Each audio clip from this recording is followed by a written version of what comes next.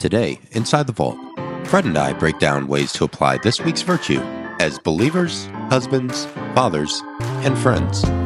Whoever you are and wherever you are, we're glad you made it. Are you ready? Let's get back to good. We always record this before Monday, so you're going to see this on Monday. So happy Monday. Welcome to Monday. It's the weekend for me, and I am zapped. There's my emotional expression. Man, my body is just down and out for the count. I'm feeling good. Had a good workout today, but whew, Nice. I'm tired, boss. Man, Good for you for getting one in on the weekend. I would It say was I'm a good envious, one but no. too, but it was. I'm done. I'm tapping out, man. How are you? Say what's up to everybody.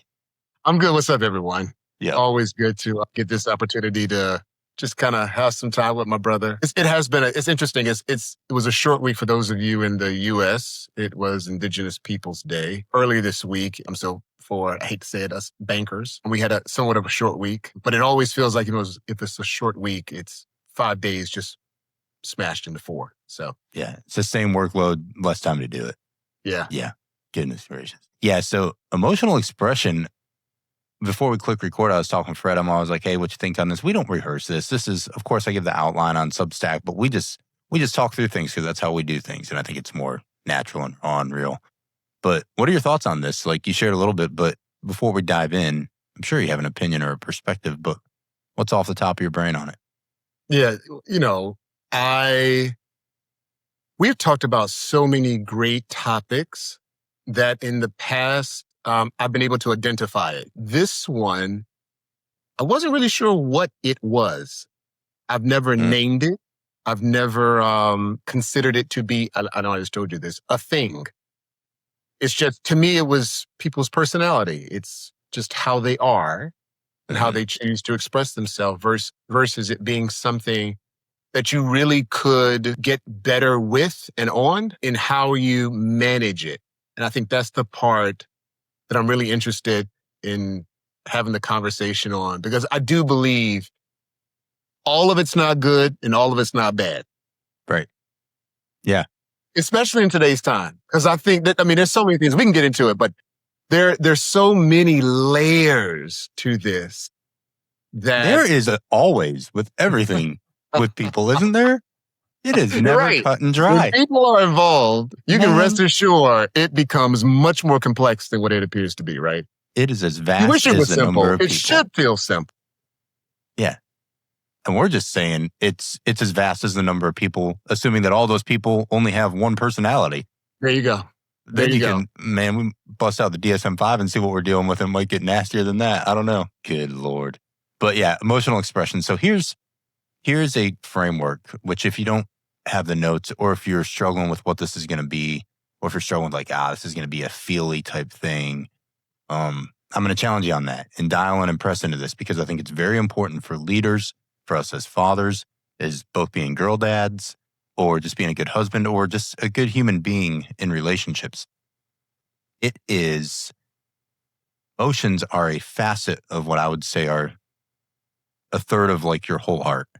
And the heart that I would like to view it as is not just like your feelings. So people say this came from the heart, that's feelings. No, I'd choose to believe a heart is actually the intersection of your intellect, your emotion, and your will. That's more of a theological or scriptural framework for it, if you will. But I actually believe the heart of you, your heart's well, everything that comes out of your life internally is the crossroads of your intellect, the way you think, your identity, if you will, your core beliefs. Your emotions definitely drive you. Those feelings drive you. The more you think on things, the more you might feel about things. And then your will, you have a choice. You make a choice. So when that intent and that will comes in line with your feelings and with your headspace, that is your heart. And out of that space, once those three work together, you act. And that's what's shown on the outside. Emotional expression is everything in life, because it is what you say, what you do, what you don't say, what you don't do, what your face shows, what your smirks show, what your scowls show, what your posture and body language shows. It's everything. And you're like, that's a big topic. It is. But you can manage that. And I think you do have to manage your emotions, not just mute them out. You do have to express them, not suppress them. And it is wisdom that looks at how do I do that well? And so I think when you reveal that inner mechanism, it does show up in everything. And that's what we're going to explore today.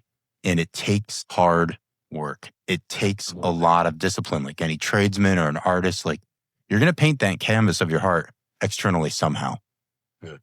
So how you do that is up to you. And there is a lot of stuff that can come into this equation with thinking before you speak, being quick to listen, looking at some sort of emotional regulation, trying to name that emotion before you just lash out with it. But ultimately, I think it's really healthy to model as a leader that you can express emotions. So I think there's a lot of ends of different spectrums on this, where you might get someone that tries to be super stoic and I just don't really show emotion. I don't know how healthy that is. I actually don't like that. In the military, we might say it's a mask of command, or you just show this, being hard all the time or being very stoic and things. Yeah. I don't know. That doesn't fly for me, because I think it's good for people. But on the other hand, you can't just be off the charts emotional basket case. You need to have a steady baseline and have some self-control and self-regulation. So how do you do it? And I think that the biggest litmus test for me is outside of the workspace. It's more at home, because I got 3 little girls and I'm getting emotions whether I want them or not. So how do I train healthy emotional expression? So that's sort of what we're going to walk through today. Yep. Head, hands, heart, as always, because we think about it. We do it. We feel it. It's all a part of us, man. But that's where we're going. And I think this question that I had, I'm just going to give it a pregnant pause after I say it. Maybe Fred can think about it and tell me too. But I asked it in the Substack notes and sort of framework for this. And it's just the way I do things, man. It's questions. But if you're a listener and you're listening to my voice right now, if you and I did an emotional heart swap operation right now, and you could give me your emotional heart and I could give you mine, if you could give me some pre-op advice on what I'm going to be dealing with once that heart goes into my chest and what I'm going to be feeling post-op, could you do it? Could you express that? Could you tell me what weight might be taken away when I give up mine? Could you tell me what weight I might be assuming when I take yours? It's not all good. It's not all bad. There's stuff that might strike down the middle, but man, if I could just take your heart out your chest for a second and feel it, could you give me a warning? Could you tell me what it's like? What you're dealing with? That's emotional expression, I think. But yeah, over to you. Any thoughts on this, on how you navigate that? Like, we all got emotions and feelings. How do you navigate that as a husband, father, leader, friend? What do you do? All different. We talked about being transparent, so let's just go there for a second. Let's do it. Very, very different. So I think it is much easier for me with family, friends, and people who I have close connection with. And that's because a lot of reasons, but primarily because people who know me know my intent. We talk about this. I promise you, everything with me goes back to intent. I discovered or really understood how you act, respond, think, everything is based off of your intent. And with people who know me, they know my intent. They know me as a person to my core. So when I'm giving an expression, to your point, facial or verbal or nonverbal. I saw a few at Disney. Waiting in lines with 6 girls and you get some faces. Just being honest, right? I can be honest. I can be transparent. I can let my guard down. I can express myself in a way that I like to say comes without judgment, because I'm able to say what I feel in that moment. And there's a difference. There's something about when you say something to someone who you trust in a safe space, going back to the whole psychological safety. When you're in a place that you feel safe, you know you can say that thing and it be emotional in that moment. But hey, an hour from now, it may be fleeting. That may not be the moment. And the people who heard it are not judging it. Versus when you're in environments where people aren't as transparent, or maybe you don't feel that same level of psychological safety, or you haven't established a level of trust, I absolutely withhold a lot of my expression, because I am very intentional about making sure it's not perceived the wrong way. Yes. Or the words or the action or the tone, because I will tell you that is what, I don't want to say accused of, but people have associated tone with me for some reason. But it is what it is. And how I say things and perceiving it and taking that as being who I am all the time. Mm-hmm. And it's just not true, right? There's just things about in emotions. That's the one thing, I learned, I would say maybe a couple of years ago, really through some very difficult situations, that emotions change and you can't be driven by your emotion. So even your reference to pausing even says something about a level of maturity, that people can have an emotion and pause and allow themselves to internalize or at least reflect on what it is they feel like they need to express Mhm. before they express it. To me, is how I handle myself much more in a professional environment than I would in a family, friend, close connection with other Right. people type of. Yeah. I think that's spot on for me as well. I think for those listening, don't misinterpret me saying that people that try to be stoic and just super guarded are wrong. I don't think there's anything wrong with having some emotional strength and emotional restraint. But I think transparency and vulnerability are also strength. So when you try to be maybe so stoic or so, hard and chiseled that you aren't authentic, that's the problem. I think that's the problem. Because here's the deal. When times are easy, because emotions absolutely are going to ebb and flow like the tides. That's going to happen. But when times are easy, you might be able to get it under wrap a little bit more. When you're tired, when you're stressed, when you're beat down, when you're bloodied and battered and bruised, when life is just kicking you senseless, then your true self is going to come out. Yeah. So if you notoriously are strong and masquerading who you really are, and then when things get hard, when people need you the most, they don't actually get the you that they're used to when they need what they think they want. So this whole perception and trust, it has a fracture. It starts spalling apart because maybe they did fall in love with the hard you that you covered up and faked. And then you can't really be that because that wasn't the true you. So I'd say for yourself and for the health of others also that are maybe relying on you, they need to get you, the authentic you. Now, yes, I think absolutely that's wisdom to not just expose certain emotions or say or do certain things when there isn't an element of trust. Or what you're saying, Fred, is spot on. Because if you look at this from an emotional intelligence perspective, when you look at this subfacet of, let's say, emotional expression, there are 3 other subfacets that it balances with. And it is empathy, assertiveness, and interpersonal relationships. So the 4 of these things sort of balance each other out like a judge with a scale. Yeah. So you have to have emotional expression because it's a natural part of who we are. But you have to layer in almost simultaneously some empathy for how is this going to land? How is it going to be received and perceived? You have to be assertive. You can't just hide the truth that you're trying to speak. You do need to have some boldness and some, be concise and precise with what you're communicating or doing or showing. It comes back to that, speak the truth in love. And if you look back at Christ, it says he was full of grace and truth. So it's like, I just view that like a bird that has these, like an eagle that's soaring and it needs both wings to glide. And if you chop one of them off, it's going to be awkward and it's going to crash out. Yeah. And those 2 wings are grace and truth. And if you can do that, I think that's where you're on cruise control. And it's very difficult. But with certain circles, it is much easier. And there are things that I can say to Fred or above all else to my wife or just tight friends and family that I really trust. Of course, I can express things and they already know that emotional expression. It's like a picture in 1,000 words. I don't even need to say anything. She can look at my face and go like, ooh, I know where your heart is. And I love that you said that because knowing the intent, that's knowing sort of like someone's will. That's knowing that other second third of the whole 3/3 of the heart, the intellect. Maybe you can know what someone studies and reads and whatever, that's fine. Their identity, that's good. I know a lot of that for you. It's your faith, your identity, your intellect is wrapped around scripture, things you're doing, right, as the core virtues and character of you. And then the emotion, I get a flavor for those because I see them.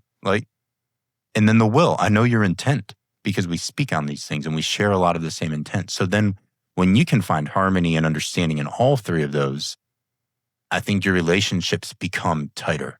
Yeah. And if you hide any part of your heart and you don't express any part of that, it becomes very difficult to really feel comfortable in a relationship expressing, because you're stifling out what people actually need to know to get to understand you completely. So when you hide your intent, don't expect them to really understand your expressions. Yeah. So you can be a very emotionally expressive person and it never lands because they're like, I don't know where you're coming from. I don't know what's your agenda, or is there an agenda? Right. And so I think let's also keep it real. Let's keep it a buck. That's why people who are speaking their truth all over whatever agendas, politicals, whatever, and they might say, oh, I'm just expressing what I need to say. And I'm not saying that's wrong, but have you really been quick to listen and slow to get angry with other people who then also want to express? Have you held that space with some gentleness and kindness and self-control, not seeking to prove a point? Have you held it lovingly? And that's why it's just throwing gasoline on a fire when people are so expressive all the time, but they're void of the intellect. They're void of sharing their actual intent, and an intent that's seen in fruition, not just in words. And so when it doesn't match up and it's asynchronous, then it's like, okay, I'm tired of you expressing. Just shut up. I don't need your voice. And I feel that way with all the noise, man. So I think that's why Fred and I are so deliberate as best we can on these episodes to try and share our full heart with you. Share some of the things we're learning. Maybe some of the things here's some research. Here's some stuff you can look at. Here's some scripture. Give you some of the intellect buzz to it. Yeah. Give you our intent, pretty straight and cut and dry. But we have to express our hearts. Yeah. And then hopefully through getting all of those, you can get to know us a little better and you can trust us a little bit more. And then when we do speak, you know the place it's coming from. Yeah. But I got one for you. Yeah, let's hear it. When you think about your emotional journey as a male, I mean, you think about how you were raised. Can you identify where you picked up your, I forgot what I want to call it, your perspective on how emotion should be or should not be expressed? But then there's a part two to that. Bring it. When did you realize that it was flawed? So where did I pick it up? I'll absolutely give you my perspective on that. Yeah, give me where that question's coming from. Paint me the context, baby. So I will tell you, I didn't realize my emotional expression was flawed until I got married. In every other situation prior to marriage, how I expressed myself was absolutely a cultural thing within my family. I'm not talking about race culture. I'm talking about the culture within my family. We were not expressive people. Emotions were generally held within the face. It was the non-expressive words of how we expressed discontent, dissatisfaction, joy, pleasure, whatever. It was a facial thing. It wasn't in words most of the time. Most. I'm going to use that slightly lightly. And it wasn't until I got married did I realize, wait, everyone doesn't express themselves like this. Like, wait, you didn't know my facial expression when I gave that to you, what that meant? Wait, did you not see my face when you made that comment? You didn't stop. You kept going. Wait, so when you knew I didn't like something and you saw my face and you kept doing it and you now done it for the past 24 months, nothing stopped, right? So all of these expectations, because a culture had been developed within this unit of family of, I know what your face means. I know what that face means. And you hear it. You hear all the, well, we would hear it all the time. I know what that face means. I know what that. So when you said it, it triggered it because you talked about your face too, right? It's something about, again, how we were raised, whatever we picked up from wherever was our primary source of like morals and ethics and all of that. But it's something else when you get in koinonia or in relationship with another person to that degree. Do you really realize there are many ways that people express themselves? To your point, if you have a person who is very non-expressive and uses facial expressions, and another person who's very expressive, who uses tears and other ways of communicating, that is a very interesting topic. You're hearing two girl dads talking now, is what you're hearing. Yeah. And you know what? To me, it was somewhat of a preview of what my life has become. To Yeah. your point with having 3 daughters, right? Yes. You know this. The emotions are very high. And one moment it could be laughter and joy, which you probably hear some in the background now. Laughter and joy. And other moments it is crying and screaming. And the next moment it is silence and sadness, right? Mm-hmm. And those emotions can happen over a 2-minute time frame, just depending on the day and what's going on. But it's just interesting again. And my point is, we have to be careful how we judge other people. As much as I'm in complete agreement with you on the judgment of people who express themselves too much. I'm just going to be honest, that is not necessarily how I see life. I don't believe every feeling and every emotion should be expressed. That is my personal belief. I agree with you. Beyond that, we also have to be accepting of people who that is their belief, that they feel a need Right. to express themselves. Right. And I think it's that acknowledgement of understanding that there are different ways in and how people express themselves allow you to be much more mature in how you deal with people who express themselves differently than you do. And I think that was a big aha for me, man. that It changed that a empathy lot. piece, piece of appreciating how it's going to land, the respect piece of respecting that they might not want it to land the way that you desire for it to land. So there is this level of, I would say, emotional awareness and maybe a cognitive reappraisal that needs to happen before you let your emotions come out, before you uncork that bottle of champagne and it explodes out and people are like, man, I didn't want that bottle right now. And once you pop that cork off, I know you can't stop it. And it's just an explosion, but nobody asked for that. Like, why did you pull that bottle out of the fridge? Put it away. We didn't need that right now. So I think it takes, and you have to have grace, man, for yourself and for others when you mess it up. But I think that this is where the mind can become a command post center for the heart, where you do have to, in your headspace, recognize quickly what you're feeling, be able to name it. And I think I will answer your question before I give you just my thoughts on it. So where I learned that, of course, was in the home from my parents. My dad was a very strong man. My mother's a very strong woman. They didn't mind showing emotions. I think I'll be very honest. My dad probably showed maybe a little bit more of, this isn't to say my mother wasn't gentle and tender and loving, but I think my dad appreciated how strong of like an alpha male environment he was in, that he was very quick to show his hand of tenderness. Because he realized that, okay, I'm the youngest of 3, but he had 2 little girls before he had me. Yeah. So I think he appreciated to be a girl dad. That's a much different ballgame. Yeah. And with that emotional side, he wanted to show them the emotional strength of vulnerability. I think they modeled it well. Sure, there were things about it that weren't perfect. There were things I picked up along the way where I needed to chew the meat and spit the bones. I didn't spit all the bones until I got a little bit older. And I realized like, ooh, this isn't maybe it. But that wasn't a fault of their own, because I think they armed me very well with trying to be very emotionally aware and trying to go like, all right, I need to reframe this emotion. And I think the most important thing is that while emotions might be the strongest pull inside of us, because feelings, we are a feeling sensory driven being, like we sense to make sense. But I think it takes wisdom and maturity to go like, while that might be the strongest gravitational pull in my life, that cannot be the driving factor. My driving factor has to be my identity and my purpose. And I need to intellectually anchor myself in what I actually believe to be true. Yes. And when the feelings try to win that grappling match, they can't. Yes. So I need to be real with them. And maybe there's a time to express them, but maybe there's a time where I don't.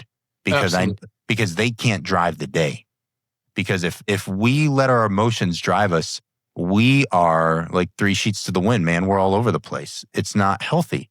So I value emotions so much. And I think Jesus reflects that and shows that. So I don't think emotions are a thing that you need to like reel it in and figure this out because emotions are a bad thing. We were made with emotions. It's all a beautiful thing we were made with.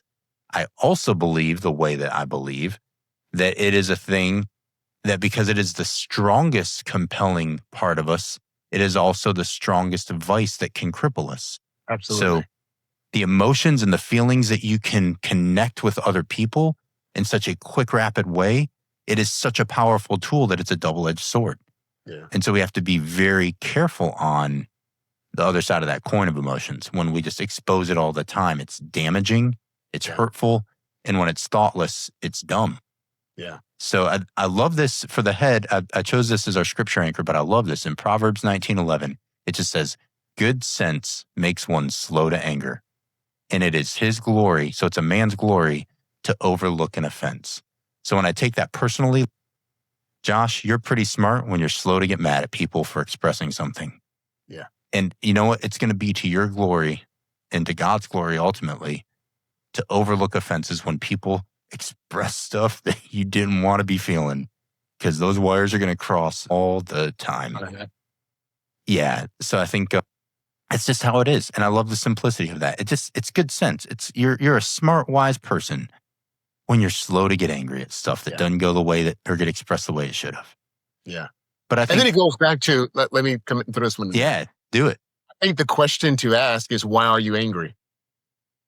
Because even you self-examining or doing some type of reflection on why you're angry, typically what I found, two things to be true. Either what the person is saying you know to be true, and you didn't want someone else to either notice it, figure it, acknowledge it, one, or there's some type of fear, and I felt we talked about this before too, that's associated with it. Well, if this person says this, if they express this, they made me feel this way because now it's attached to some type of fear or something internal that I need to deal with.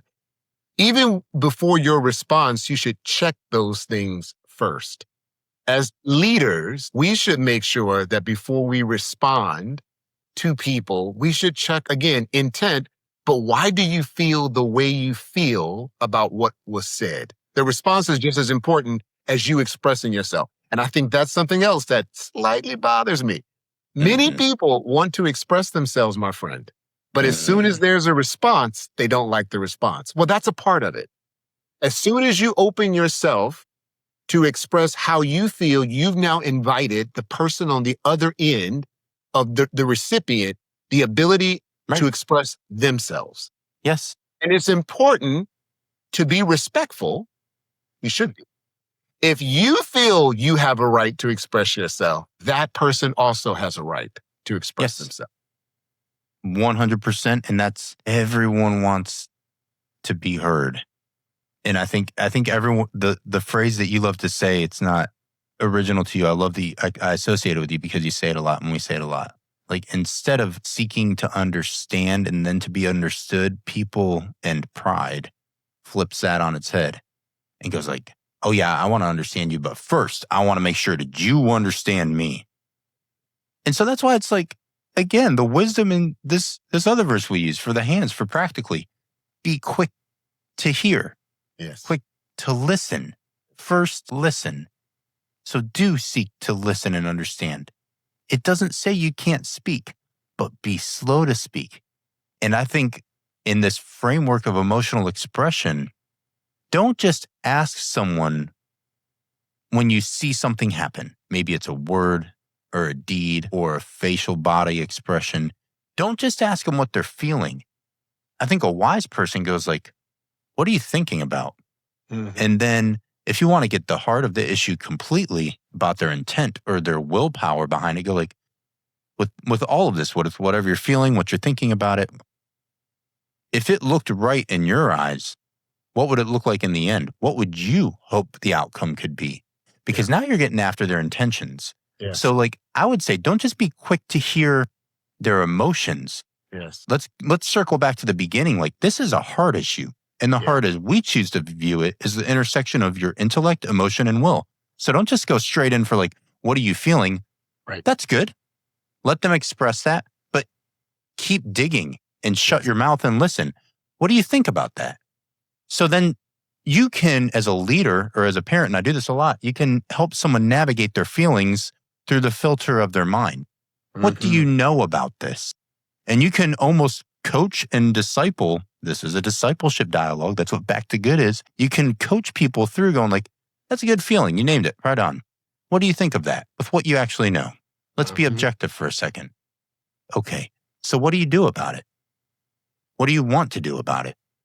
And when you can slow down and take a beat and walk them through that entire intersection of the heart, maybe you still get the same answer and maybe it's not pleasing to you, and that's okay. But now hopefully you have, if you have honesty and if you're patient with it, you have a true answer.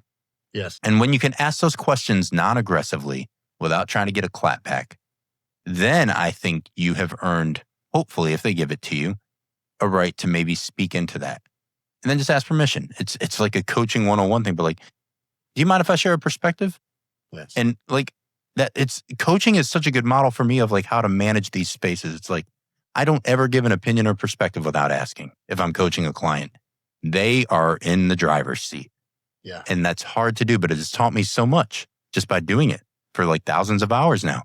And then, okay, then you give a perspective and you say, this is where I'm at. So it doesn't say you always have to listen. There can be a time you can speak, but be slow to it. Try to get the whole picture. And it doesn't say you can never be angry. It says slow to anger. There are times where it's okay to say no. Boundary, no. Stop. Knock it off. You are cut off. You just encroached on something. You're done. Nope.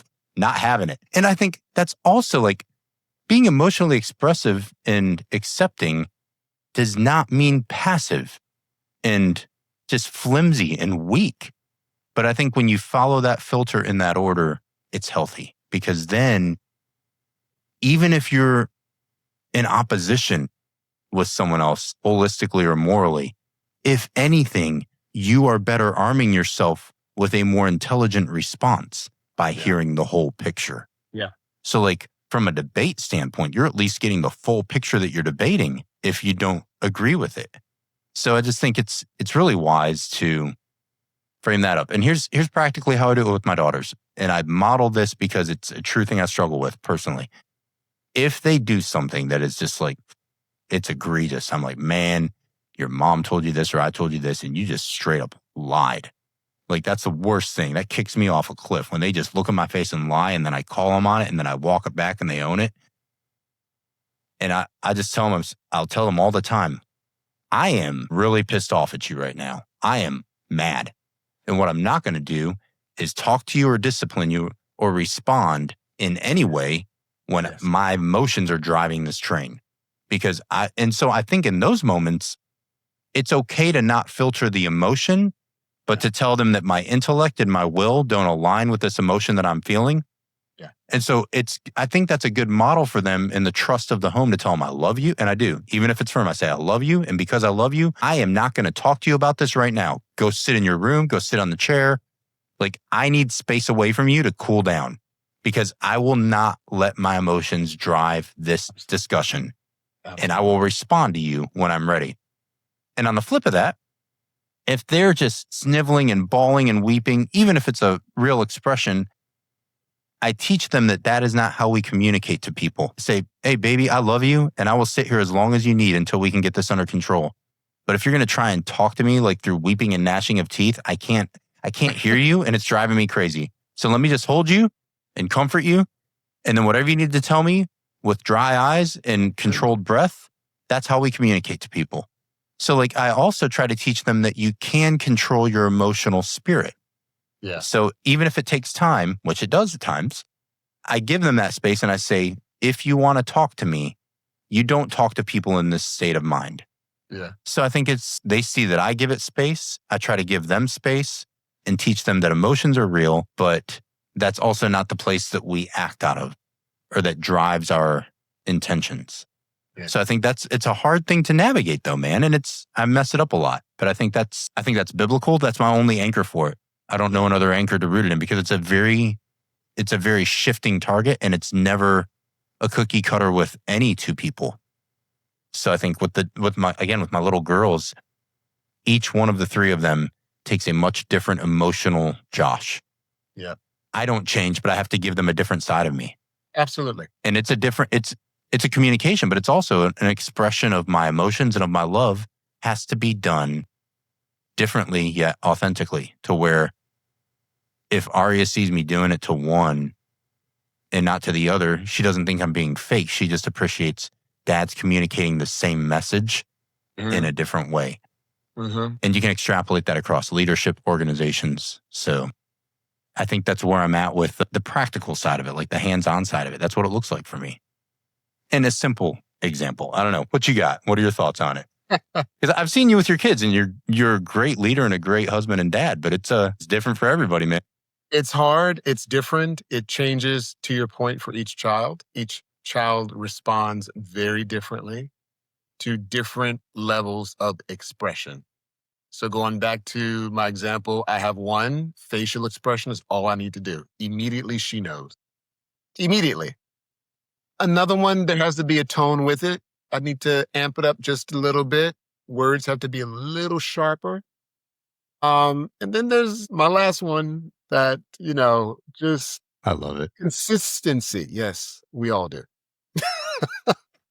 The consistency, right? It's interesting, man, because even back to the whole making sure, and I love that. And I think I've definitely had to do that multiple occasions of stepping away from an environment, stepping away from a situation, taking some time, especially to your point with kids, because your actions, expressions, all of that is interpreted and felt much deeper than to some adults. Your kids read it all. They're picking up on all of it. So I absolutely, just this week, had to take a step back and go, I'm not going to render the disciplinary action for what you did now, because I knew what state I was in.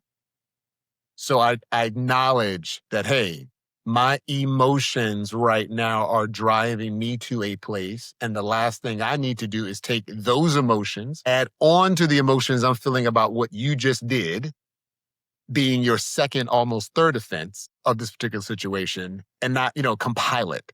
And it's hard sometimes, but it takes consciousness, intentionality, and let's just be honest, the Spirit of God, again, my perspective, that will quickly, before I say something. And, we haven't really gotten into that as much, but I'm going to put it out there now because I want people to know where I stand on things.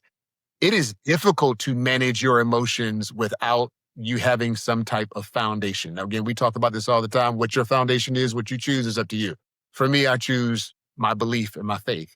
And it is often 99.9% of the time. The only reason I'm not saying 100% because every now and then I don't do it. I'm just being facetious. This is probably like 60-40. Let me be real honest.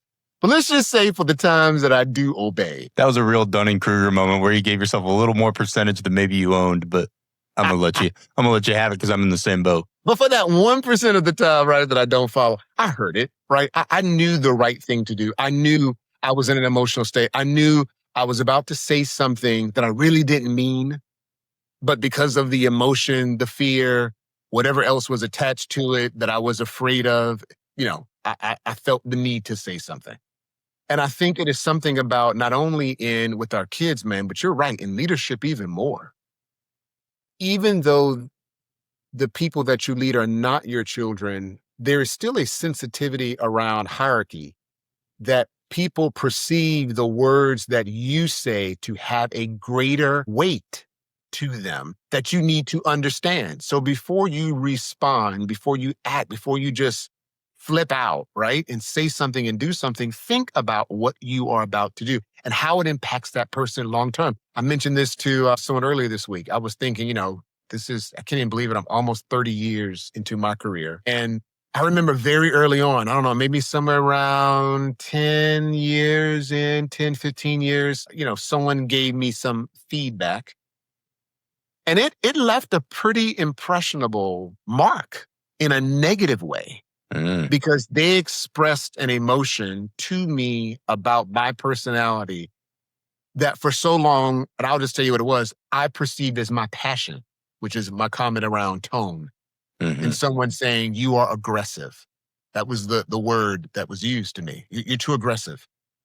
And it diminished my light for a number of years where I was overly conscious about expressing myself around things that I felt passionate for, around people being treated fairly, around people getting credit for their work, around people being recognized, like all the things that leaders should be doing for their teams in advocating for them.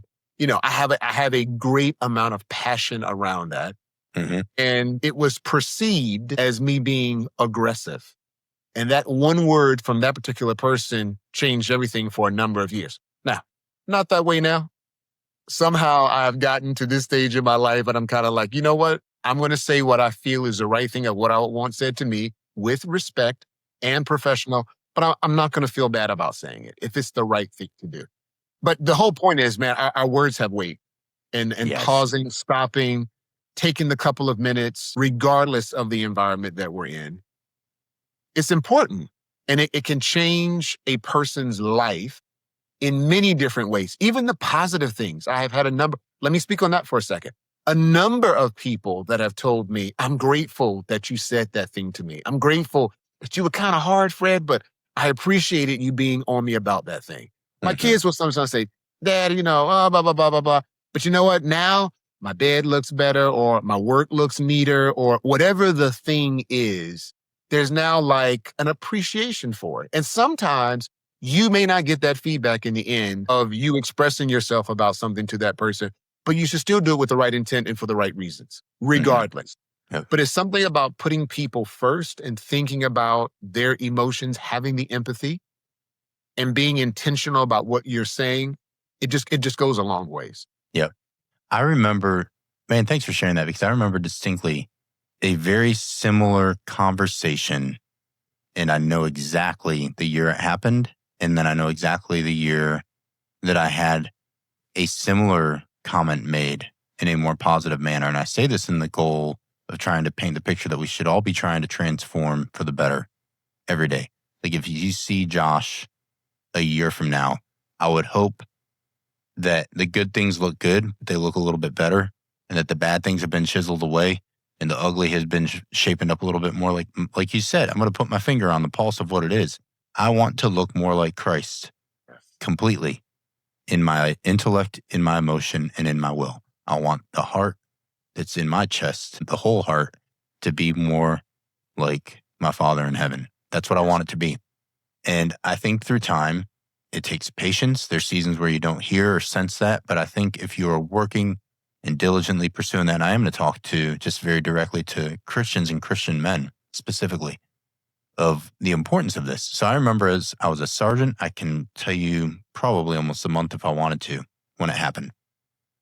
I'd just come back from a combat deployment in Afghanistan. I had walked through hell, man. It was like the last time I talked to my dad. Yeah, just a lot of really, really tough things on that deployment. And so I was just beaten down spiritually, emotionally. It was rough. So I hadn't lost my faith.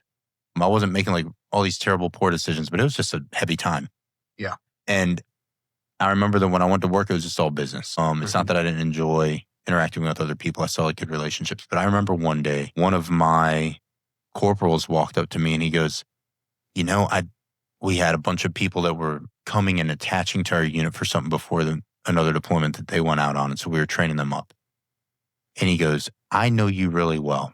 And I know that you don't come across this way. Some of these junior Marines see you and they are extremely intimidated by you to the point of like, they don't want to bring anything to you. They respect you. They respect your experience. And that crushed me as a leader. I'm like, man, I want these Marines to come to me. And he was like, all of the Marines that work with you, we love you. He's like, but these new Marines, they feel like you're just pissed off all the time or something. Like your face looks very grisly all the time. And it's interesting, man, because I remember going like, ooh, I needed to hear that. It stung. But I said, thank you for that. And it wasn't like I flipped it overnight, but I have been much more, that has stuck with me my entire career, is the facial expression that I give. And here's the deal. Here's the deal with this weird sticky thing of emotional expression. Even when my emotions don't feel it, can I express an emotion that I'm not necessarily feeling because my wisdom tells me you need to see this? And that's not being fake. That's being thoughtful. Yes. And I think especially when you are choosing to let the good outshine the bad, or the beautiful to outshine the nasty, or the love to cast out fear. So if these Marines were genuinely like a little bit intimidated, or let's just say afraid to come up to me, I needed to show a different side, even if I wasn't feeling it inside of me. And so you might go like, cool, Josh, where'd you go with that? And this is, I think, the one thing that I don't do it well all the time, but I promise you this has always been my focus, is when I don't know how to manage my emotions, the first place I take it to is God. And it came full circle for me the other day, man, because a few weeks ago, I had a colleague of mine that she just caught me, like, I grabbed a morning coffee in our little canteen and I was walking back to my office space to do some planning stuff with our team. And she's one of the civilian contractors that works there. And she's from the US originally. She's lived in Norway for years. And she goes, I have a question. She goes, how are you always so positive? She said, because I know that there's been a lot of stress going on. And she said, there's been a lot of things going on, like politically, people ask you stuff. You do a good job of staying out of it. But she's like, I know that you deal with a lot and you also have a huge workload. She was like, but you are such a joy to be around and you always bring such a positive light to anyone, even people that don't really jive with you that well. And she's just being very candid. She's like, what is your trick? And it was like a cool moment where I was just very concise and to the point. I said, first of all, thanks for saying that. I said, that hasn't always been the way. And I've worked on that over the years. And I'm telling you, when I say over the years, I'm talking like since 2008 when it first was brought to my attention. So we're talking like, quite a few years. Yeah. 17 years I've been like trying to sharpen and transform this outward image to be more aligned with who I want to be received as approachable, as someone who is your friend. And she was like, yeah, I just want to tell you that. I was like, well, I'll be honest, it's not me. I've done a lot of praying and my faith is sort of the foundation of what I choose to do. So I don't feel like being kind every day, but I choose it because that's what I'm told to do. I said, I've been taught that love is patient and kind. And the best way to show that is a calm smile. So that's what I try to do. And I might be real angry inside, but that's not what I need to give you right now. And she's like, man, it's really endearing and welcoming to like, every time you come around, I feel at ease. I feel welcome. And so like, that's the goal. So I say that to be like, man, it's interesting because when we have emotions riled up, it's a human instinct to run to someone to vent. And I think Jesus in the Garden of Gethsemane is a beautiful model where he tells the disciples, I'm going to go away and pray. He said, be watchful, stay awake, but I'm going away to be with my dad because I'm feeling stuff. And man, he was sweating drops of blood. He was weeping. He was like, this, I don't want this. He physically expressed, if there's any way this can pass. Yes. He wasn't talking about dying for the sins of the world. He's like, Dad, we're about to be separated in relationship. Yes. And I know what that's going to be. Yeah. I don't want this. So he was raw with it, but he took it to God and said, and here's where it comes back to that will thing. He goes, not my will, yours. So his intellect expressed his emotions and goes like, I need to align my will to Dad's. So I try to teach that to the girls, that they can always bring things to me safely before they react to their sisters or to others. And for me, man, I really want to hear your thoughts on this because I know you have such a firm faith and practice in this, but like that is my only lifeline. And I have to be careful to do that before I go to Laura to let God maybe give me some insight on how she might receive this that I might not be thinking of. And I ask him that. I'm like, show me perceptions about my bride that I might not even see that I'm blinded to because I want to navigate her heart carefully and thoughtfully. So like, I think for me, before I go to anyone else, I got to go to him. And he knows me best because he made me and he knows my heart. And I'm like, I need you to soften me up a little bit here because I'm feeling some sort of way. But it's a hard practice, man, because it takes patience. Yes. And the listening piece to hear his response is I'm impatient with it. Yes. So I don't know. I know that's a lot to dump back on your plate. But No, that's good, man. So yes to all of that. Absolutely. First place I'm going is to him. You know what is reassuring though, Josh, is that once I hear the answer and I actually do it, the result is exactly what it needed to be. And I'm not worried about regret. Right. That's the difference. What keeps me going back to him is I know what he tells me to do is going to be the best answer. When I deviate from that response, I typically have regret, man. And that, like a word, sucks. That feeling of now you have said something, done something, expressed something to someone in a way that one, first of all, was a reflection of Christ, or was it your true feeling? It was a moment, again, it could be tone. It's just not the words. It could be the way you said it. I can tell you the number of times Donnie always jokes me a little bit. She's just like, don't talk about stuff because when we talk about it, then it happens. If we've got a pretty good streak of resolution to conflict. Mm-hmm. And I mean, like now we're like, it's just bam, bam, bam, done. Bam, bam, bam, done. Not saying we don't have it. I'm okay with it. It's how quickly we're able to get through it. And some of it has to do with both of us being intentional about checking our emotions and our feelings, which really means we've checked with dad first to make sure, hey, what ownership do I have in this thing? And to me, when you start there and he gives you that response and you can accept that response in your heart and go, okay, I need to fix that. That's my own issue. So me being upset with her, and this could be anybody. I'm just using my wife right now as an example, right? But me being upset with her, me responding in a certain tone, whatever that was, wait, it's not her. It's what's in my heart, back to your point, that I need to deal with, that he shows me. It always starts there. It always starts there. Even when, here's a good one for my fellas out there who are like, but sometimes she's wrong. Okay, wait. I get it. I get it. I get it. But you still have to do the right thing. It doesn't matter. It doesn't matter. Because you are her covering. So you've always got to create this environment of safety.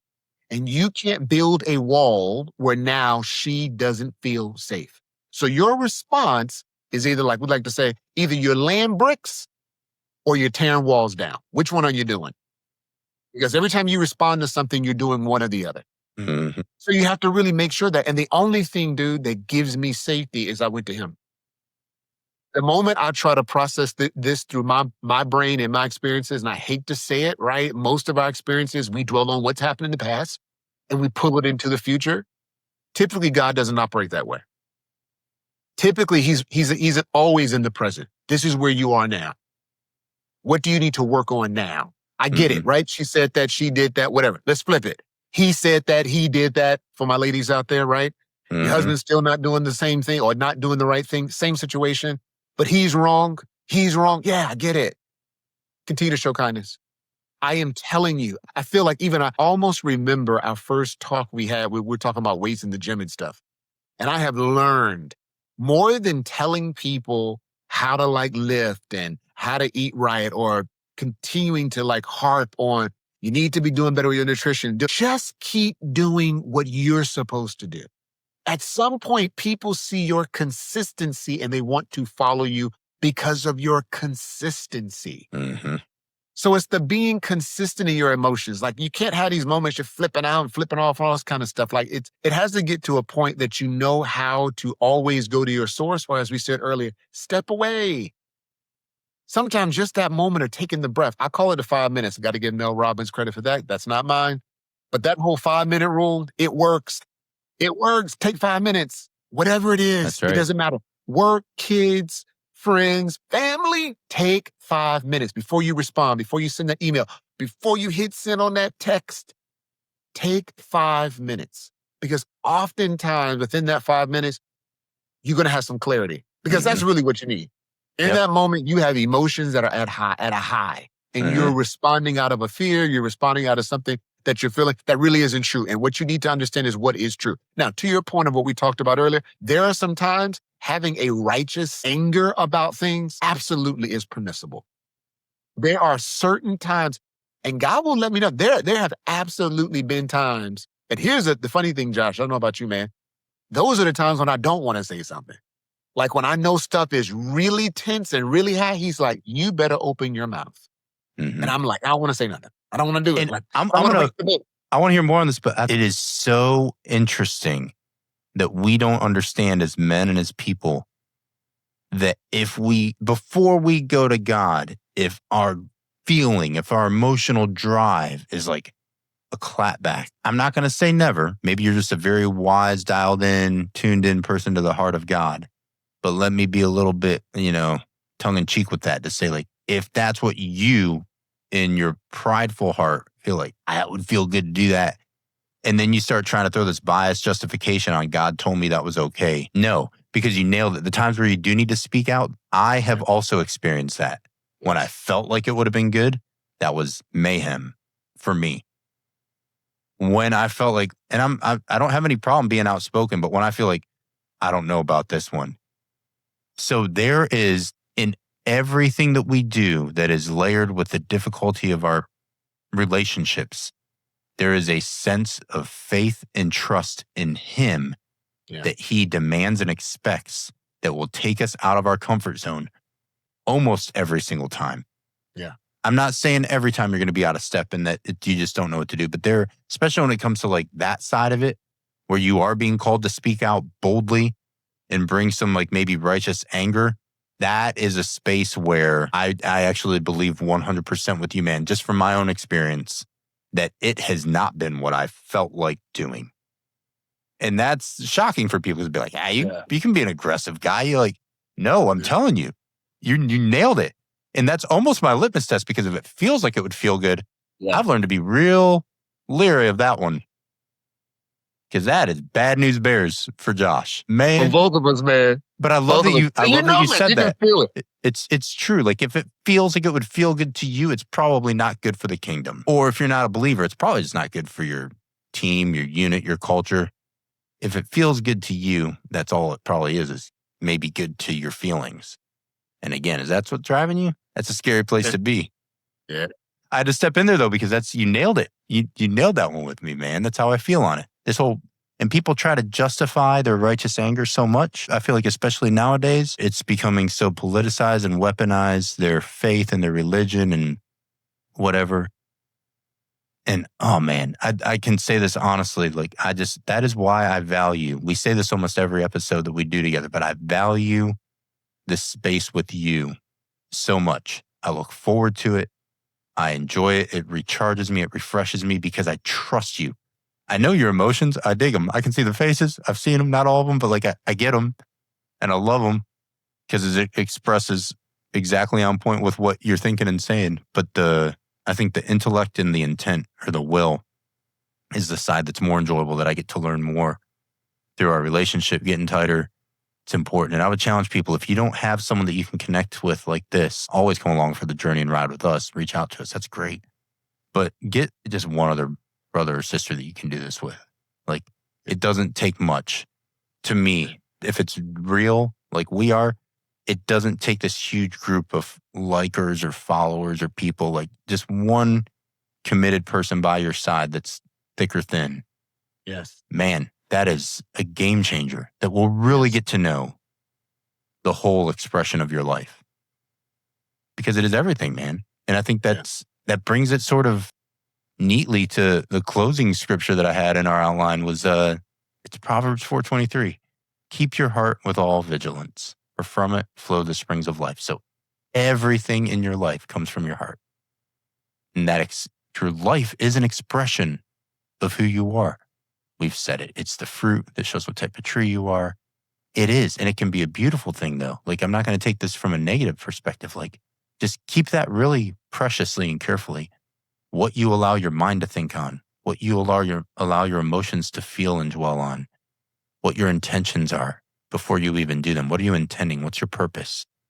And then when you can get that crossroads lined up with God's will, with your higher purpose and calling, with the foundation of who you are as a person and what your purpose in life is supposed to be, when all of that is aligned, man. Beautiful thing. That expression can't be shut down. It can't be. I think it's so beautiful. And I love that Christ modeled, I'd say, like the full spectrum of emotions, from weeping when he heard of Lazarus to sweat and blood and the physiological response in the garden to making water turn into wine for a wedding party. Like, he just was with people. So when he says, I won't leave you or forsake you, it's like, he's like, whatever you're feeling, whatever you're doing, I've been there. I've expressed it. You can read my accounts of it. I was human just like you, but I was perfect through all of it. And if you let me, I'll walk with you for a little bit and I'll show you how to do this thing. Yeah. And I'll show you a better expression of your life. And to me, man, that has been what our relationship has been, is just an image of, I think, a manly image of what it would have been like to walk with Christ. is to walk with Fred. And I know you could say the same thing back. And when you think of the power of that, when he says you are the hands and feet of Christ, you are the image of the invisible.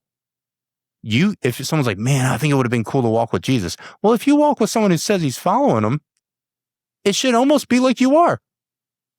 And I can tell you, I sense that with Fred. It's like, it's at a spiritual level. It's a heart level. And it's powerful, man. So like, I think that's me circling back to what we said before we click record. That's me giving you maybe your flowers. That's maybe me giving you that living eulogy of like, people do that too much once people are gone and they miss their chance to emotionally express the true heart of what they feel for someone else. Yes. And man, we both lost near dear people to us where you nailed it. You said like, we reflect on maybe not the things that we missed from what was before, but we wish they could be here now because there's things I would want to express. So if you could ever like pull yourself out of your headspace as a listener and go like, who matters to me that's still here today? Yes. Take time to express your true heart for them and don't wait. Yes. Even if it's one or two people, and I know I say it a lot, but encouragement and love is so needed, especially in today's world. Just don't try to be everything to everyone. Be something meaningful to one person today and tell them, I love you, I value you, I'm so thankful for you. If neither of us was promised tomorrow and we were gone, I'd hope your last interaction with me was you knowing that this was everything to me, man. And I'm saying that to you now, but I hope people can take that away and just all y'all do that for one person, please. That's all I ask. I don't ask for much. This ain't costing you nothing to listen to. There's no dime attached to this. This is our own free time. But do that for people. So I'm going to let Fred have the mic drop on the end of it, man. But I love you. I love this space. Intellect, emotion, and will. Express it well. Get it back to good. Over to Fred to close us out. Man, how can you lead me there? Good Lord. Easily. That was, dude, you know I love you, man. We say it often. You say it more than I do. And I need to say it more often. I want to let you know that I greatly appreciate this space, this time. Certain things happen at certain times in your life when you need it the most. And I think your words could not have been more meaningful in times when you're going through different life seasons and someone can understand you and appreciate you and give you the support that you need. Don't get me wrong. God knows God is my father. I have that from a spiritual, but let's just be honest, guys. It's nice to have someone in the flesh that you can have a conversation with and it feels safe and good. And you walk away knowing that you're both going to not only just be thinking about the person, but praying with and for the other person. That you got someone in your corner that during their prayer time, they're lifting your name up. They're thinking about you. So expression and emotions are great. They are from God. This is the emotion that I'm having right now in this moment. It is a great thing. It's the being emotional is where we have to really make sure that we're being careful with, how we're using the gifts that God has given us. They were given to us for a reason, and we should use them when we are led to use them by His Spirit. So love you, brother. Love you too, my friend. We love y'all. Get back to good. We're out. All right. See you next time. Thanks for tuning into this episode of Back to Good. Don't forget to follow Foundational Coaching on your favorite social media platforms. Fred and I are honored to be a part of your story today. We hope this conversation has helped bring your head, hands, and heart back to good.